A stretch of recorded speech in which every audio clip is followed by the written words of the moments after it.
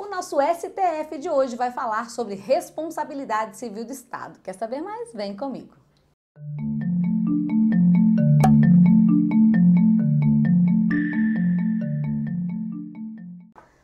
Olá, professora Elisa Faria, e a gente vai conversar hoje sobre o STF e responsabilidade civil do Estado.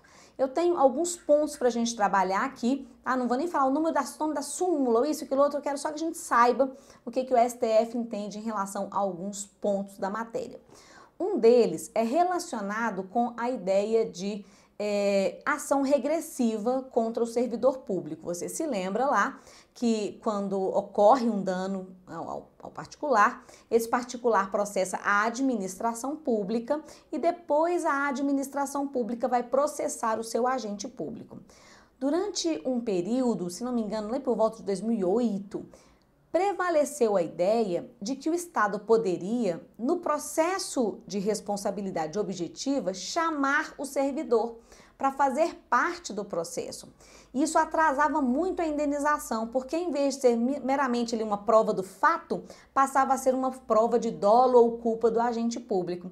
Então o STF consolidou posteriormente que não pode, tá? Que a nossa Constituição adota a tese de que primeiro você processa a administração pública, recebe a indenização e depois a administração, na ação de regresso, vai processar o servidor. Aí sim, essa responsabilidade do servidor é subjetiva e tem que avaliar se ele teve dolo ou culpa, correto?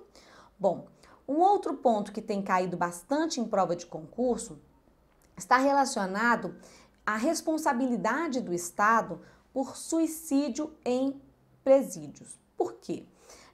Quando a gente estuda responsabilidade, a gente sabe que tem umas excludentes de responsabilidade, então o Estado responde, né, pela teoria do risco administrativo, mas ele não responde no caso, por exemplo, de culpa da vítima. No caso de suicídio, seria comum imaginar que foi uma culpa da vítima, a própria pessoa tirou a vida, né?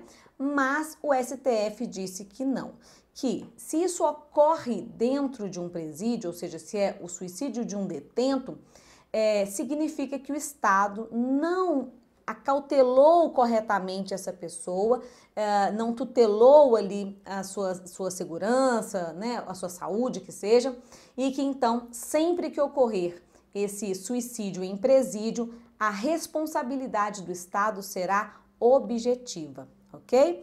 Já tinha há muito tempo o entendimento em relação à morte de detento, responsabilidade objetiva, mas esse aí vem a consolidar, então, a ideia de que suicídio também daria responsabilidade objetiva para o Estado, tá certo? E um outro ponto que já está bem superado, mas vale a pena saber porque vai aparecer na sua prova, diz respeito às concessionárias de serviço público, portanto, aquelas pessoas jurídicas de direito privado que são prestadoras de serviço público. Estas empresas, por exemplo, uma concessionária de ônibus, né, de transporte coletivo de passageiros, responde somente em face dos seus usuários de serviço público, ou ela também teria que indenizar alguém que não fosse usuário de serviço público e tivesse sofrido ali um dano em razão da prestação daquele serviço? Bom, durante um tempo prevaleceu a ideia de que ela responderia apenas em face dos usuários de serviço público e aí, posteriormente, a gente passa a ideia, né, que está prevalecendo aí já há um tempo, de que não, ela deve indenizar tanto os usuários de serviço público quanto os não usuários de serviço público. Então, na hipótese de uma colisão de um ônibus coletivo com um carro, além das pessoas que estão dentro do ônibus serem indenizadas, também esse dono desse veículo será indenizado, ok?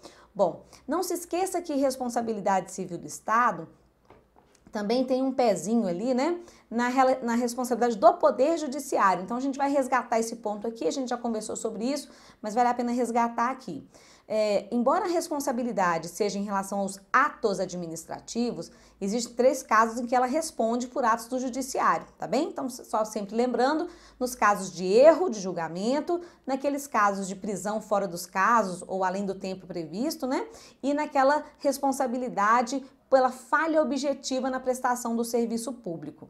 tá bem? O serviço público judiciário. Então, por exemplo, a gente tinha muito aquela frase, a justiça tarda, mas não falha, né? A ideia, então, é de que esse tardar pode ser uma falha, pode gerar dano e pode ser indenizável, ok? Bom, a gente se vê no próximo STF com mais temas aqui para você. O nosso próximo tema vai ser legislação de servidor público. A gente vai conversar sobre isso no próximo STF. Até lá!